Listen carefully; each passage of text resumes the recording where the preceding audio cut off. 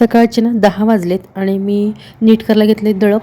आज एवढ्या सकाळी सकाळी दळप का नीट करते आणि मग जेवणाचं काय सगळंच शेअर करेन. नमस्कार, मी पद्मजा, राजाराणीज वर्ल्ड या आपल्या यूट्यूब चॅनलवर मी आपल्या सर्वांचं मनापासून स्वागत करते. आजचा दिवस तुम्हाला सुखा समाधानाचा आणि आरोग्यपूर्ण जाऊ हीच ईश्वरचरणी प्रार्थना. तर आत्ता मी नीट करते ना, ती हरभरा डाळ आहे. एखाद दुसरं कुठंतरी काहीतरी मिळतं, कुठंतरी काहीतरी डाळीला हे पडलेलं असं काहीतरी मिळतं. आणि जोंधळे पण नीट करून घ्यायचे आहेत. गव्हाचं पीठ पण थोडंसं आहे, पण ते आता नंतर करेन. हे तरी थोडंसंच शिल्लक आहे, म्हणून म्हटलं आधी हे करून घ्यावं आणि गव्हाचं नंतर करावं.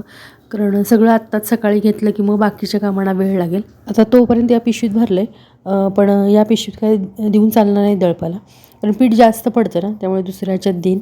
तोपर्यंत म्हटलं भरून ठेवूया, उठायला नको आणि लागलंच दळप करून घेते.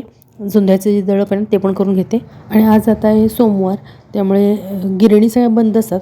आज काय दळून मिळणार नाही, पण सकाळी सकाळी घेतलं, अगदी गडबड असलं की तर अशासाठी घेतलं आहे. आधी हे प्रमाण सांगते मी कसं घेते.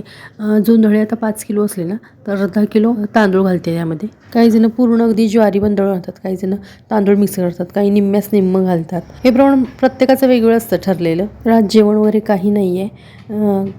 जेवण नसलं तर म्हणजे कसं चपाती भाजी भात आमटी जे काय आपण रोजचं करतो तसं नाही आहे. जेवण खायला वगैरे तर काहीतरी पाहिजेच, भूक लागणारच. प्रत्येक आपली ठरलेली जी वेळ असते त्यावेळेला आपल्याला भूक लागतेच. आज अचानक मिस्टरांना हुक्की आली, हुक्की म्हणजे तलफ वगैरे आली असं म्हणतो ना तसं, की जेवणाऐवजी आपण असं काहीतरी करूया, म्हणजे जेवणाच्या टायमिंगला हे करायचं आहे.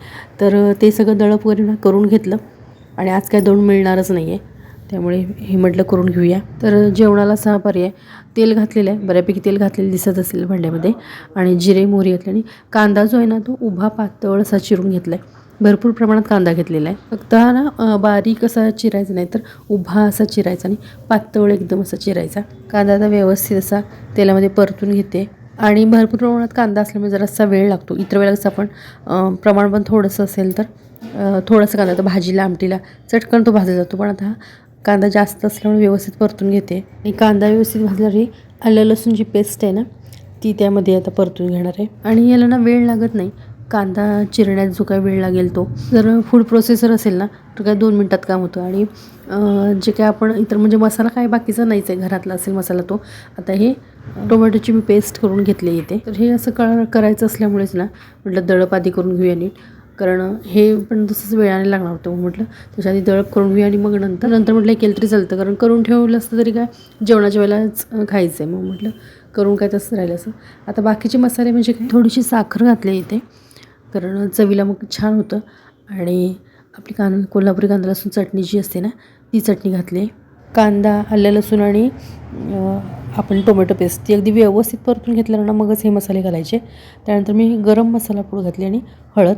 आता हे इतकं तेलामध्ये व्यवस्थित परतायचं ना, अगदी सुंदर परतायचं की त्याला असं नंतर तवंग सुंदर असा तवंग आला पाहिजे. तापून घेतल्यावर ना गॅस जो मी बारीक केलेला आहे तो वाढवलाच नाही, कारण कांदा पण बारीक याच्यावर भाजायचा होता. त्यानंतर आपण आलं लसूण पेस्ट किंवा टोमॅटो पेस्ट आणि नंतर पण जे काही मसाले घातलेले आहेत ते पण बारीक ह्याच्यावर भाजायचे होते. कारण मोठ्या ह्याच्यावर भाजले असते ना तर पटपट ते हे तर होणार होते, पण त्याला चव तशी येत नाही. तर हे पातेलं जे तिकडे दाखवलं ना स्टीलचं, तर ते आधीच ठेवलेलं होतं पाणी तापत, कारण याला पाणी लागणार भरपूर प्रमाणात. आणि मीठ टाकलं, खडे मीठ टाकलं आहे मी. ते चव छान अगदी हे होते त्यात, म्हणून मी खडे मीठ टाकलं. नंतर जरासं बारीक मीठ पण टाकलेलं आहे, पण ते स्किप झालं आहे. पण ठराविक गोष्टीत मी खडे मीठ वापरते. तर इथे पाणी घालून घेतलेलं आहे, भरपूर असं पाणी घातलेलं दिसतंय. तर याचं नावच पातळ भाजी असं आहे या पदार्थाचं, तर पातळ असं करायचं आहे ते. याला आता बटाटे उकडून ना घेतले तरी चालतात. या डिशला बटाटे असे उकडून घेतात आणि त्याच्यावर मीठ वगैरे असं पेरून घेतात. तर नंतर मी त्याऐवजी ना काय केलं ते दाखवते, म्हणजे बटाटे न उकडता काय केलं हे पण दाखवते. आता पाणी गरम असलं तरी प्रमाण जास्त असल्यामुळे उकळी यायला वेळ लागेल. हे जेवणाच्या ऐवजी असल्यामुळे हे प्रमाण एवढं आहे. एक आत्ता एवढं संपणार नाही, आणि राहील तर कसं मुलं खात असतात दिवसभरात, त्यामुळे मग एखाद दुसरी डिश त्यातली राहिली तरी मुलं खाऊन घेतील. आता इथं खळखळून अशी मस्तपैकी उकळी आलेली आहे. आता अजून चटणी वगैरे हे जे काही मसाले आहेत ना ते असे मस्तपैकी अजून यात शिजायला पाहिजेत, मग ते झालं. याला वेळ लागत नाही किंवा घरात म्हणजे इतर कुठलं काही विकत आणायला लागत नाही. घरात जे काय आपल्याकडे साहित्य आहे ना त्या साहित्यातून होते. विकत 2च गोष्टी लागतात, ब्रेड आणि शेव, हे त्यात मुख्य घालावं लागतं. ही डिश ना आणि एकदा मी दाखवलेली होती, म्हणजे घरात आपल्या असलेल्या साहित्यातून आणि चटकन होणारे मसाले वगैरे जास्त काय नाहीत. आणि ह्या ज्या माळा आहेत ना ज्या दरवाजाला लावते आणि देवाऱ्याची पण होती, ते धुवून घातलेल्या.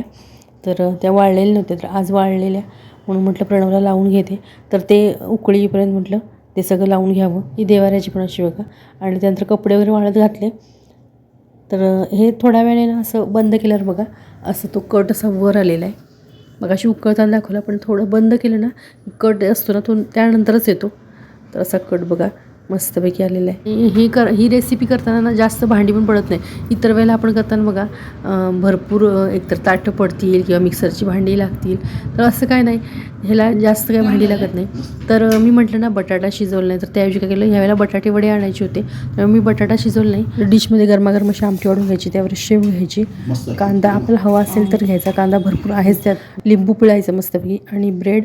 आणि जर बटाटे शिजवले असतील घरातले तर बटाटे घालायचे, आणि नसेल तर मग बटाटे वडा. हे गेल्या वर्षी मी दाखवलेलं तुम्हाला, मी टेबल करून हे दाखवलं नव्हतं वाटतं ॲक्च्युली, फक्त मी आतलं दाखवलेलं. आणि हे पण तसंच आहे, फोल्डेबल आहे. तर हे ना इथून जरा असं निघल्यासारखं झालं, त्यांना बोलवलं आहे तर ते येतील आता, बघूया करून घ्यायला पाहिजे. कारण हे बरं पडतं मला इस्त्रीला, मुलांना अभ्यासाला, एखाद्या वेळेला पटकन आपण एखाद्या वेळेला जेवायला वगैरे पण बसू शकतो. तिथं जसं आत मी करता करता मुलांच्या वाटेल तसं इथं पण पटकन जर टी व्ही बघत वगैरे पाहिजे, म्हणजे हॉलमध्ये आहे. मी आता दुरुस्त करून घेईन, बघते.